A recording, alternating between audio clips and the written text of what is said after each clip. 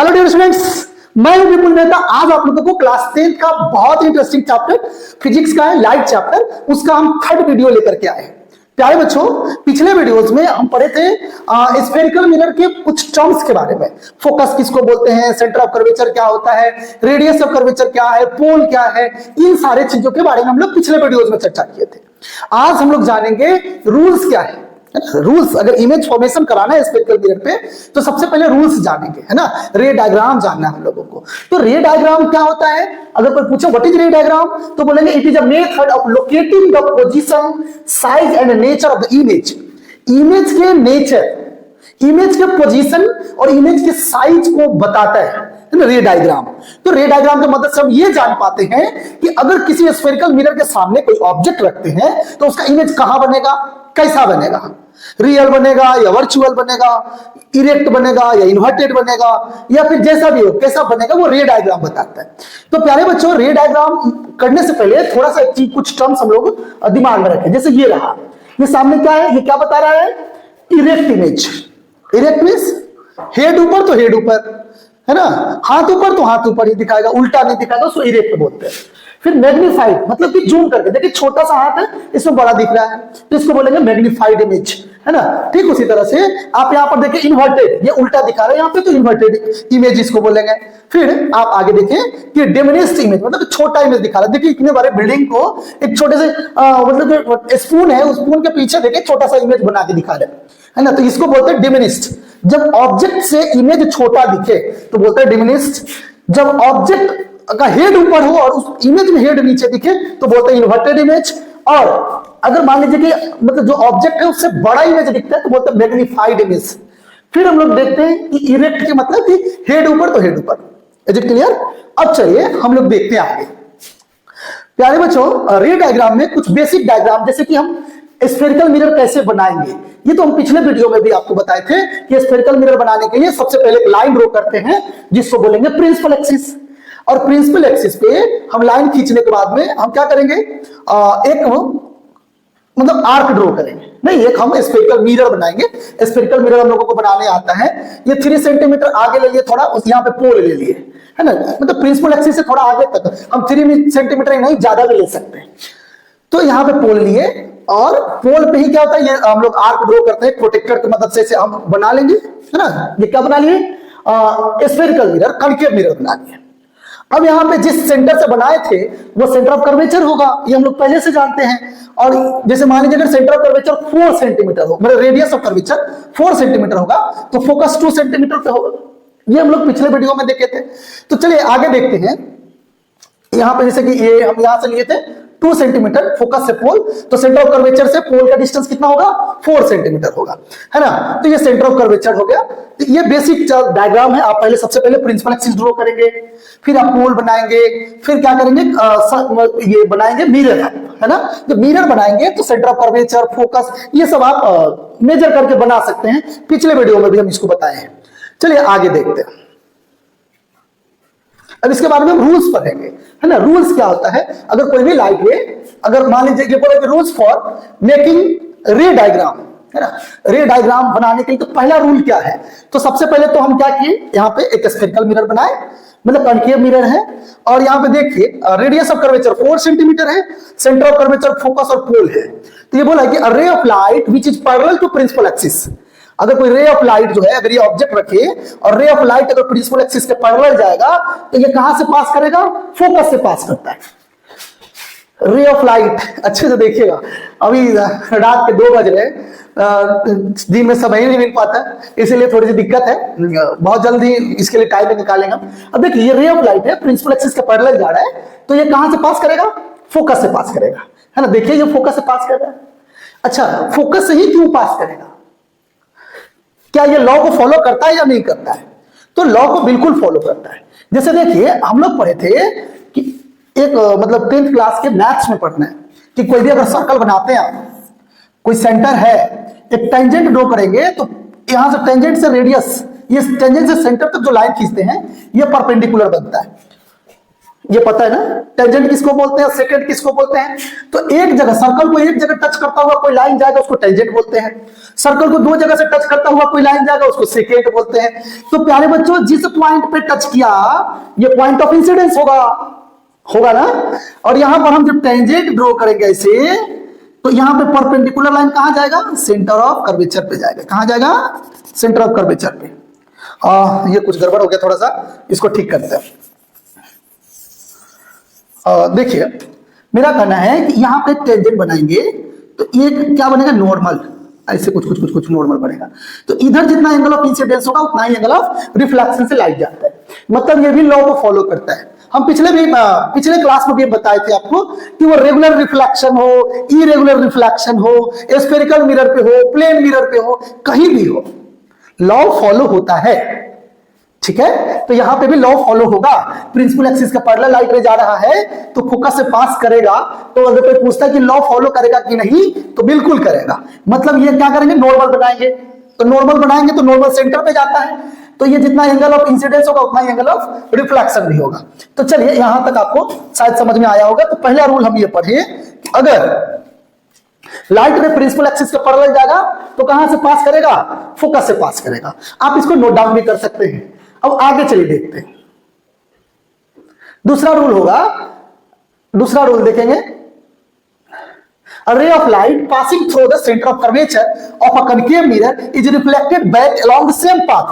अगर देखिए यहां पे सेंटर ऑफ कर्वेचर से लाइट रे पास कराएगा। मान लीजिए कि सेंटर ऑफ कर्वेचर के पीछे कहीं पे ऑब्जेक्ट है ना, एक ऑब्जेक्ट ले लेते हैं सेंटर ऑफ कर्वेचर के पीछे, और यहां से लाइट रे सेंटर ऑफ कर्वेचर से पास कराएंगे तो ये देन फिर सेंटर ऑफ कर्वेचर पे ही जाएगा बैक। क्यों जाएगा, ये भी लॉ को फॉलो कर रहा है बाबू। यहां पे देखिए एक टेंजेंट जब बनाओगे, यहां पे जब हम टेंजेंट बनाएंगे तो देखेंगे कि नॉर्मल इसी पे जाएगा। तो जब नॉर्मल इंसिडेंट रे जिस पे आया और उसी पे नॉर्मल बन रहा है, मतलब कि एंगल ऑफ इंसिडेंस जीरो होगा तो एंगल ऑफ रिफ्लेक्शन भी जीरो हो जाएगा, उसी पे जाएगा रिफ्लेक्टेड रे भी। तो शायद आपको यहां पे समझ में आया होगा कि दूसरा रूल, पहला रूल पढ़े कि अगर प्रिंसिपल एक्सिस का पैरेलल जाएगा तो फोकस से पास करेगा, दूसरा पढ़े सेंटर ऑफ कर्वेचर से जाएगा तो उसी पे बाउंसिंग बैक जाएगा। नेक्स्ट देखते हैं, थर्ड रूल देखेंगे। थर्ड रूल में देखेंगे, बोल रहा है कि ray of light passing through the focus. बाबू अगर फोकस से रे ऑफ लाइट को पास कराते हैं तो वो कैसे पास करेगा, प्रिंसिपल एक्सिस के पैरेलल जाएगा। कैसे जाएगा, प्रिंसिपल एक्सिस के पैरेलल। फिर हम एक ऑब्जेक्ट ले लिए, फोकस से लाइट रे को पास कराएंगे तो ये कैसे जाएगा, प्रिंसिपल एक्सिस के पैरेलल जाएगा, है ना, प्रिंसिपल एक्सिस के पैरेलल जाएगा। क्यों जाएगा, ये भी लॉ को फॉलो करता है ना। इसका भी जो नॉर्मल बनेगा सेंटर ऑफ कर्वेचर पे जाएगा। तो ये जितना एंगल बनाएगा सेंटर ऑफ, मतलब जैसे करने का मेरा ये मतलब है, देखिए यहां से हम एक नॉर्मल जब खींचेंगे ऐसे ऐसे ऐसे ऐसे, तो ये जितना एंगल बनाएगा उतना ही एंगल ये भी बनाएगा। मतलब आपको सीधे याद रखना है अभी फिलहाल कि जो भी लाइट रे फोकस से जाएगा पास होता हुआ वो प्रिंसिपल एक्सिस के पैरेलल जाता है। तो यहां तक आई थिंक समझ में आ गया होगा, कोई दिक्कत नहीं होगी। नेक्स्ट रूल देखते हैं, थर्ड रूल। थर्ड रूल क्या कहेगा कि अगर पोल से कोई लाइट रे को पास कराएंगे तो वो जितना एंगल बनाएगा पोल से, है ना, जितना एंगल बनाएगा पोल से ये प्रिंसिपल एक्सिस के बीच में, उतना ही एंगल से ये क्या बनेगा, देखिए इंसिडेंट रे है, ये एंगल ऑफ इंसिडेंस है, उतना ही एंगल से ये पास भी कर जाएगा, एंगल ऑफ रिफ्लेक्शन भी होगा। तो ऐसा क्यों बन रहा है, क्योंकि यहाँ पे पॉइंट ऑफ इंसिडेंस है और ये परपेंडिकुलर लाइन है। तो ये जो ये नॉर्मल का काम कर रहा है प्रिंसिपल एक्सिस। तो हम अभी चार रूल पढ़े। पहला पढ़े कि अगर लाइट रे प्रिंसिपल एक्सिस के पैरेलल जाएगा तो फोकस से पास करेगा। दूसरा पढ़े कि लाइट रे अगर सेंटर ऑफ कर्वेचर से जाएगा तो सेंटर ऑफ कर्वेचर पे बाउंसिंग बैक जाएगा, है ना। तीसरा पढ़े कि लाइट रे अगर incident ray of light focus से जाता है, मतलब passes through focus the reflected ray parallel to principal axis. फिर देखिए फोर्थ में हम लोग देखें कि अगर लाइट रे को पोल से पास कराएंगे तो जितना एंगल प्रिंसिपल एक्सिस से बनाएगा उतना ही एंगल से वो रिफ्लेक्ट भी कर जाएगा। ये चार याद रहेगा ना, ये चार याद रहेगा ना, हाँ याद रहना चाहिए, कोई दिक्कत नहीं होना चाहिए। अब देखिए आगे हम लोग डायग्राम बनाना सीखते हैं। मतलब हम लोग अलग अलग पोजीशन पे ऑब्जेक्ट को रखेंगे, मतलब सेंटर ऑफ कर्वेचर के पीछे, इन्फिनिटी और सेंटर ऑफ कर्वेचर के बीच में ऑब्जेक्ट रखेंगे तो इमेज का फॉर्मेशन कहां होगा। तो देखिए ऑब्जेक्ट बियॉन्ड सी, मतलब ऑब्जेक्ट सेंटर ऑफ कर्वेचर के पीछे रखेंगे तो जो ऑब्जेक्ट सेंटर ऑफ कर्वेचर के पीछे रखेंगे तो इमेज कहां बनेगा, उसको देखने के लिए सबसे पहले हमको एक प्रिंसिपल एक्सिस ड्रॉ करना पड़ेगा, एक स्फेरिकल मिरर बनाना पड़ेगा, फोकस देना पड़ेगा, सेंटर ऑफ कर्वेचर देना पड़ेगा, है ना। इधर कहीं इंफिनिटी होगा तो हम क्या करेंगे, ऑब्जेक्ट डालेंगे इंफिनिटी और सेंटर ऑफ कर्वेचर के बीच में। प्यारे बच्चों ये रूल वाले लाइन को हटा दो, कॉपी को हटा दो, रूलिंग वाले को। अब देखो क्या है कि ये प्रिंसिपल एक्सिस के पैरेलल कोई भी दो रूल को फॉलो कराएंगे, मतलब प्रिंसिपल एक्सिस का पैरेलल लेंगे तो फोकस से जाएगा, है ना। प्रिंसिपल एक्सिस का पैरेलल लिए तो लाइट पे कहां से जाएगा, फोकस से। तो रिफ्लेक्टेड रे आपका फोकस से पास कर गया, दूसरा फोकस से लिए तो प्रिंसिपल एक्सिस का पैरेलल पास कर गया। तो यहां देखिए रिफ्लेक्टेड रे कहां पे मीट कर रहा है, रिफ्लेक्टेड रे, दोनों रिफ्लेक्टेड रे यहां पे सेंटर ऑफ कर्वेचर और फोकस के बीच में मीट कर रहा है, यहां पे मीट कर रहा है। तो इमेज का फॉर्मेशन यहां होगा। देखिएगा दिमाग से एकदम अच्छे से, ठंडे दिमाग से सोचिएगा, मन लगा के पढ़िएगा, है ना। ये आपका जो है ना, मतलब जो भी है, आप जो भी आपके मम्मी पापा जहां भी ड्यूटी करते हैं, बहुत मेहनत से पैसे कमाते हैं, इसलिए जी जान लगा के पढ़िए। जब रिजल्ट आएगा ना तो पापा से ज्यादा चिंता पड़ोसियों को होता है। रिजल्ट आने से पहले बेचैन हो जाएंगे, कितना मार्क्स आया, कितना आया, मतलब वो अपना लगेंगे, आप चाहेंगे कि कितना खराब रिजल्ट आए कि हम इनके घर का मजाक उड़ाए, है ना। वो आपको नहीं पता चलेगा, मम्मी पापा को ज्यादा दिक्कत होती है। माँ पिताजी कैसे होते हैं, केकड़ा जैसे। केकड़ा क्या होता है ना, जब केकड़ा एडल्ट हो जाता है तो केकड़े के बच्चे उसके पेट में जब रहते हैं तो केकड़ा को ही खा खा करके बड़े होते हैं। उसी तरह से हम मनुष्य हैं, है ना। हम लोग जब छोटे रहते हैं तो माँ बाप का समझे इनडायरेक्ट रूप में क्या करते हैं, उनका पूरा मतलब जो भी सुकून होता है छीन लेते हैं। हम लोगों के लिए, मतलब बच्चों के लिए मम्मी पापा दिन रात काम करते हैं, किसी दूसरे का बात सुनकर भी पैसा जमा करके पढ़ाते हैं, तो जी जान लगा के पढ़ेंगे, है ना। तो चलिए देखिए, इसमें देख रहे हैं कि सेंटर ऑफ कर्वेचर और इंफिनिटी के बीच में ऑब्जेक्ट को रखेंगे तो इमेज बनेगा सेंटर ऑफ कर्वेचर और फोकस के बीच में, है ना। इसको याद रखना है। इसका पोजीशन क्या हो गया, between centre of curvature and focus. Nature क्या हो गया, रियल इमेज बना और इन्वर्टेड बना। रियल इसलिए कि वो रियल में रिफ्लेक्टेड रे मिट किया, वहीं पे इमेज का फॉर्मेशन हुआ है। फिर देखिए रियल बना, इन्वर्टेड बना, डिमिनिश्ड बना, मतलब कि छोटा बना। जितना बड़ा ऑब्जेक्ट होगा उससे छोटा इमेज बनेगा। अब नेक्स्ट देखते हैं, है ना। अगर सेंटर ऑफ कर्वेचर के ऑब्जेक्ट को रखेंगे तो इमेज कहां बनेगा, उसको देखिए। जब ऑब्जेक्ट को सेंटर ऑफ कर्वेचर पे रखते हैं तो ऑब्जेक्ट का इमेज भी सेंटर ऑफ कर्वेचर पे ही बनेगा, है ना। इसके लिए फिर से हम क्या करेंगे, एक स्फेरिकल मिरर बनाएंगे, प्रिंसिपल एक्सिस बनाएंगे, फोकस बनाएंगे, सेंटर ऑफ कर्वेचर में सब कुछ बनाएंगे, है ना। अब सेंटर ऑफ कर्वेचर पे ऑब्जेक्ट को रखे तो कोई भी दो रूल को फॉलो कराएंगे। एक तो प्रिंसिपल एक्सिस का पैरेलल गया तो कहां से पास करेगा, फोकस से, है ना। और दूसरा कहां से लिए, फोकस से लेंगे तो प्रिंसिपल एक्सिस का पैरेलल जाएगा। तो कहां पे मिट गया, यहां देखिए सेंटर ऑफ कर्वेचर पे ही, मतलब उसी के ठीक नीचे। तो इमेज का फॉर्मेशन भी वही होगा, देखिए। और सेम साइज बनेगा, ए बी जितना है उतना ही नीचे वाला भी बनेगा, है ना। ए डैश बी डैश भी होगा, ठीक है। तो इसका देखिए, इसका हम लोग पोजीशन की बात कर ले तो सेंटर ऑफ कर्वेचर पे इमेज बना।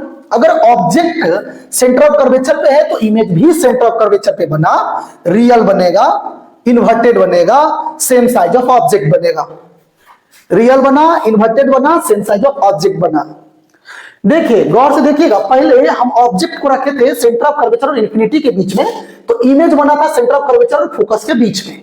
इमेज कहां बना था, सेंटर ऑफ कर्वेचर और फोकस के बीच में, इमेज छोटा बना था। अब जब ऑब्जेक्ट को घसका के हम ले आए सेंटर ऑफ कर्वेचर पे तो इमेज भी बन गया सेंटर ऑफ कर्वेचर पे।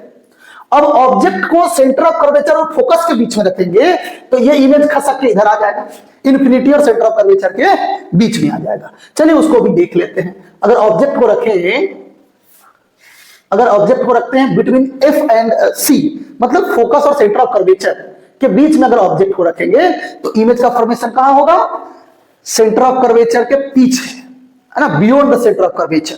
इसके लिए भी हम क्या करेंगे, प्रिंसिपल एक्सिस ड्रॉ किए, कनकेव मिरर बनाए और क्या बनाएंगे, सेंटर ऑफ कर्वेचर हो गया, फोकस हो गया, पोल हो गया।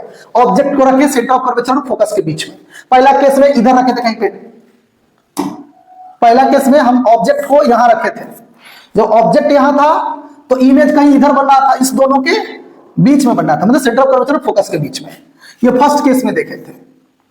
सेकेंड केस में देखे कि ऑब्जेक्ट को सेंटर ऑफ कर्वेचर पे रखे थे तो सेंटर ऑफ कर्वेचर के नीचे ही जस्ट बना, सेम साइज का बना था। अब थर्ड केस में देख रहे हैं कि ऑब्जेक्ट को सेंटर ऑफ कर्वेचर और फोकस के बीच में रखेंगे तो देखो पहला जो ऑब्जेक्ट है, पहला यहां पर है तो इसका इमेज यहां बना, सॉरी यहां पे बनेगा। और फर्स्ट का यहां फर्स्ट इमेज बना, सेकेंड का यहां सेकेंड इमेज बना, ये थर्ड ऑब्जेक्ट है, इस थर्ड ऑब्जेक्ट का इमेज इधर बनेगा।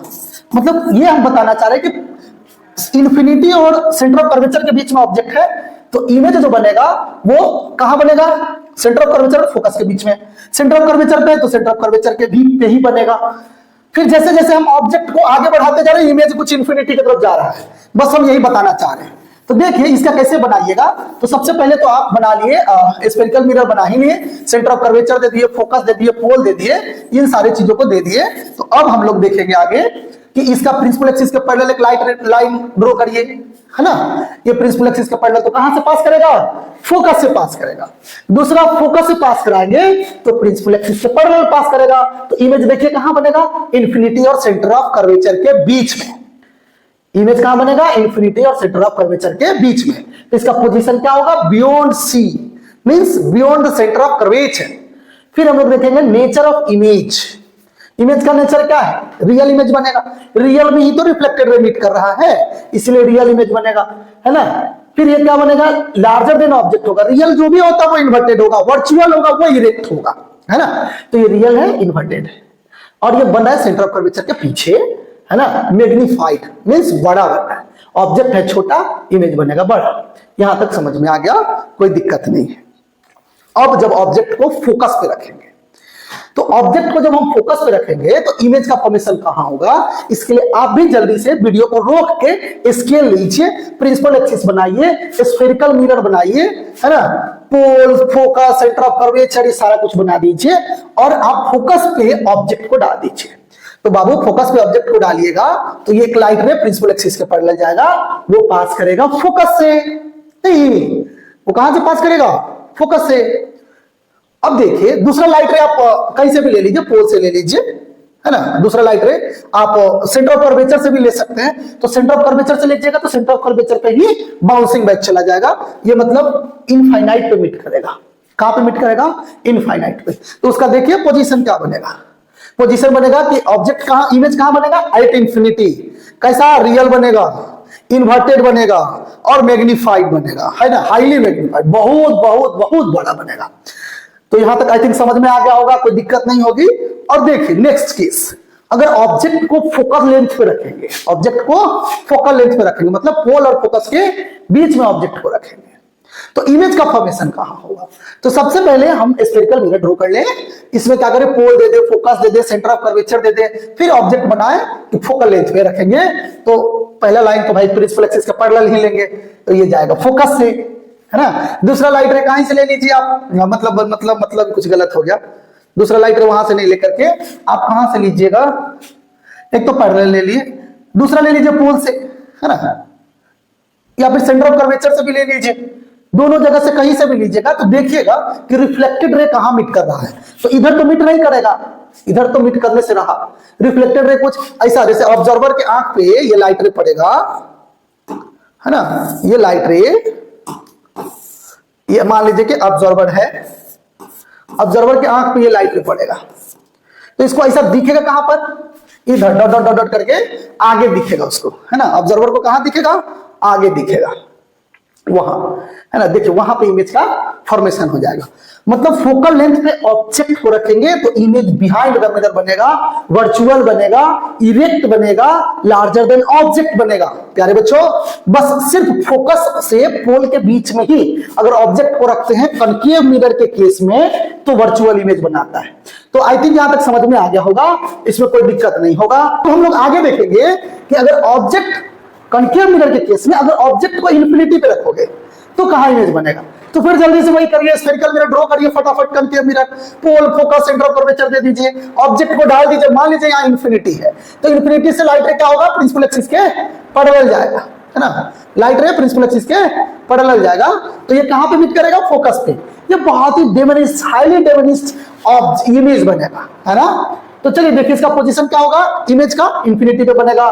नेचर क्या होगा, रियल होगा, इन्वर्टेड होगा, हाईली डिमिनिश्ड होगा। तो ये सारा हम लोग स्फेरिकल मिरर में, मतलब कनकेव मिरर का हम लोग ये सारा केस देखे। अब हम लोग देखेंगे रिवाइज ऑल लेंसेज ऑफ रे डायग्राम, जैसे कि position of object, position of image, size of image, nature of image. ये मतलब देख लीजिए कि अगर ऑब्जेक्ट कहां पोजीशन इसका देखिए, ऑब्जेक्ट को अगर इनफाइनाइट पे रखे थे तो इमेज कहां बना, फोकस पे, है ना। जब ऑब्जेक्ट को इनफाइनाइट पे रखे तो इमेज फोकस पे बना, है ना, एट फोकस। इसका साइज क्या है, हाईली डिमिनिश्ड। नेचर क्या है, रियल एंड इन्वर्टेड। दूसरा देखिए कि अगर ऑब्जेक्ट को फोकस पे रखे, देखिए अगर ऑब्जेक्ट को इंफिनिटी पे रखे तो इमेज फोकस पे बना, और ऑब्जेक्ट को जब फोकस पे रखेंगे तो इमेज बनेगा अपना इंफिनिटी पे। जब ऑब्जेक्ट को फोकस पे रखे तो इमेज बनेगा इंफिनिटी पे। और कैसा बनेगा, हाईली डिमिनिश्ड बनेगा, है ना। हाईली डिमिनिश्ड नहीं बोलेंगे इसको, हाईली मैग्नीफाइड बोलेंगे। ये थोड़ा सा गलत लिखा गया यहाँ पे, है ना। ये हाईली मैग्नीफाइड होगा, ये डिमिनिश्ड नहीं होगा, मैग्नीफाइड होगा। ठीक, अब आगे देखिए, मतलब क्या बनेगा, रियल बनेगा, इन्वर्टेड बनेगा। फोकस पे रहेगा तो इनफाइनाइट पे बनेगा, बहुत बड़ा इमेज बनेगा। तो इसको डिमिनिश्ड तो नहीं बोलते हैं ना, मैग्नीफाइड इमेज बोलते हैं।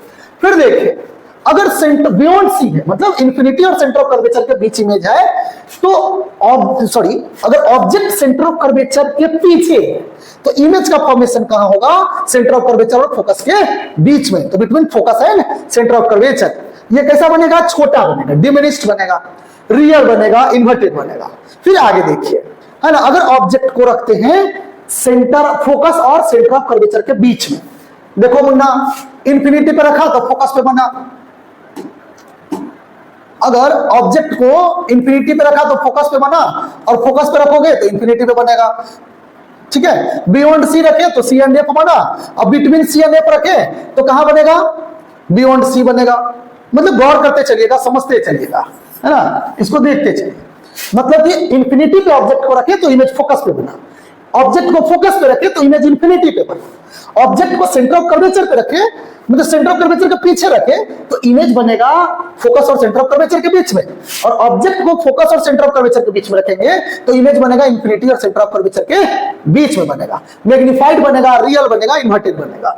अगर सेंटर ऑफ कर्वेचर पे ऑब्जेक्ट को रखते हैं तो इमेज भी सेंटर ऑफ कर्वेचर पे बनेगा, है ना। तो देखिए सेंटर ऑफ कर्वेचर पे सेम साइज बनेगा, रियल बनेगा, इन्वर्टेड बनेगा। तो ये सारा हम लोग अभी समझ गए, कोई दिक्कत नहीं होगी। अब चलिए आगे देखते हैं। यहां पर देख लीजिए आप, जब फोकल लेंथ पे अगर ऑब्जेक्ट को रखेंगे तो इमेज बनेगा बिहाइंड द मिरर। अगर ऑब्जेक्ट को बिटवीन पोल एंड फोकस, मतलब फोकल लेंथ पे ऑब्जेक्ट को रखते हैं तो इमेज कहां बनेगा, बिहाइंड द मिरर बनेगा। कैसा बनेगा, तो मैग्नीफाइड बनेगा, वर्चुअल एंड इरेक्ट बनेगा। कैसा बनेगा, वर्चुअल एंड इरेक्ट। तो आप इसको नोट डाउन कर लें। अगर इंफिनिटी पे ऑब्जेक्ट है,